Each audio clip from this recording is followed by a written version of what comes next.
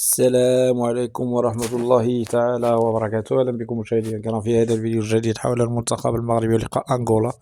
لقاء يكون صراحة من اللقاءات الرائعة للمنتخب المغربي يوم الجمعة 22 مارس. من أسبوعين هذه المقابلة عاد تبدأ أمام منتخب أنغولا اللي هو واحد المنتخب جد قوي صراحة. منتخب اللي صراحة الآن صنف 93، والمنتخب المغربي كنظن غيستافد استفادة كبيرة من اللقاء ديالو أمام أنغولا. اللقاء اللي غيكون من اللقاءات الصعبة صراحة للمنتخب الوطني المغربي أمام منتخب أنغولا. لقاء جد قوي صراحة للنخبة الوطنية والمنتخب الوطني المغربي أمام منتخب أنغولا.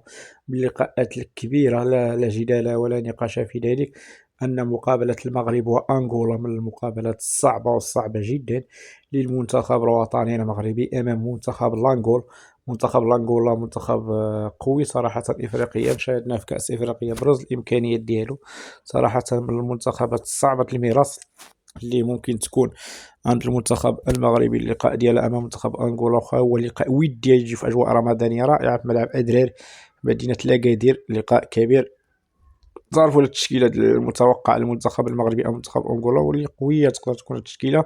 غنبداو بحراسة المرمى ياسين بونو حارس فريق الهلال السعودي اللي هو من الحراس الجيدين والطموحين. حارس كبير ياسين بونو، حارس اللي هو عملاق صراحة ديال المنتخب الوطني المغربي، حارس كبير وحارس جد مميز ديال المنتخب الوطني المغربي. حارس صراحة من أعتى الحراس ياسين بونو، حارس كبير صراحة عنده شي 32 سنة في عمره.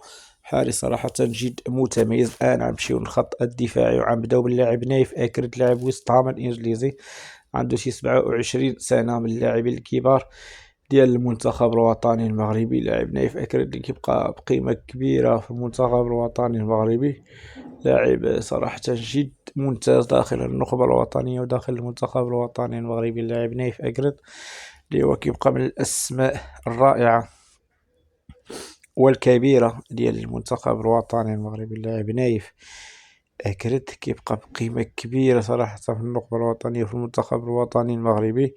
لاعب مميز صراحة. غنمشيو للاعب جواد اليمق اللي مشاركش معنا في كأس إفريقيا وللأسف الشديد. ما شاركش جواد اليمق اللي كان خصو يكون صراحة مشارك معنا في كأس إفريقيا للأمم، ولكن ما طلعش لاعب جواد اليمق. لاعب جواد اليمق كيعجبني بزاف بالروح القتالية اللي عنده صراحة، واحد الروح قتالية عجيبة غريبة صراحة عند اللاعب جواد اليمق. روح قتالية واعرة بزاف صراحة. كتعجبني أنا الروح القتالية اللي عند اللاعب هذا، لاعب جواد اليميق صراحة. روح كبيرة، عنده روح قتالية. اللاعب الشرسين صراحة في الدفاع. نمشيو عند أشرف حكيمي لاعب باريس سان جيرمان الفرنسي اللي كنحسبونه أفضل ظهير أيمن في العالم، وخضيعنا ديك ضربة الجزاء مع منتخب جنوب إفريقيا اللي خلتنا أننا نخرجوا من كأس إفريقيا للأسف. ولكن كيبقى أشرف حكيمي من العناصر الرائعة داخل المنتخب الوطني المغربي، لاعب كبير صراحة ومن اللاعبين المميزين داخل المنتخب الوطني المغربي. اللاعب أشرف حكيمي كيبقى من الأسماء الرائعة صراحة داخل المجموعة ديال المنتخب الوطني المغربي. لاعب كبير ولاعب مميز أشرف حكيمي اللي كيلعب في باريس سان جيرمان الفرنسي. يمشيو للظهير الأيسر المزراوي لاعب بايرن ميونخ الألمان، من العناصر كذلك اللي تقدر تكون مؤثره داخل المنتخب المغربي، ولكن ما كنستافدوش منه صراحه اللاعب ناصر المزراوي لانه لاعب ما كيلعبش في المكان الاصلي ديالو. الا كان كيلعب في المكان الاصلي كنا عاد نستافدوا منه بالشيء الكثير، ولكن المزراوي صراحه ما كيلعب، ما كنستافدوش منه لانه ما كيلعبش في المكان الاصلي ديالو. هذا هو المشكل. المزراوي الا كنا مثلا نستافدوا منه 30 دقيقه كظهير ايمن غنستافدوا منه اكثر من اللي كنستافدوا منه الان في اللقاء كامل. مشيو لخط وسط الميدان، بداو بسفيان امرابط لاعب مانشستر يونايتد الانجليزي. المستوى سفيان امرابط هود واحد الدرجه لا تتصور صراحه. المستوى هود اقصى درجه صراحه بعد الذهاب ديالو لمانشستر يونايتد الانجليزي. واش الذهاب ديالو لانجلترا ما جاش في الاجواء ديالو صراحه للاسف الشديد. سفيان امرابط كيبقى من الاسماء الرائعه في كاس العالم للمنتخب الوطني المغربي، ولكن للاسف القيمه السوقيه ديالو غتكون هودت لا جدال ولا نقاش في ذلك. غنمشيو عند عز الدين أناحي لاعب اولمبيك مارسيليا الفرنسي، لاعب قوي صراحه عنده 23 سنه. لاعب اللي كان فاز بافضل، انا عطيته افضل ثالث لاعب مغربي في كاس العالم وافضل ثاني لاعب مغربي في كاس افريقيا. عز الدين أناحي من العناصر اللي تقدر في دورة المجمع كيبان بطريقة جميلة صراحة. اللاعب عز الدين أوناحي لاعب أولمبيك مارسيليا الفرنسي، كيبقى من الأسماء المعول عليها في التظاهرات اللي خاصة اللي قريبة هي كأس إفريقيا 2025 اللي غتكون في أحضان الجماهير المغربية. شي حاجة غتكون شي حاجة جميلة صراحة. غنمشيو عند اللاعب ابراهيم دياز لاعب ريال مدريد، من اللاعب المهمين ممكن الا اختار المغرب صراحه. غتكون شي حاجه طيبه، شي حاجه واعره بزاف ان ابراهيم دياز يلعب للمنتخب المغربي، شي حاجه كبيره صراحه، لان هذا اللاعب كبير صراحه، مستوى كبير صراحه. ابراهيم دياز كان عنده شي 24 عام،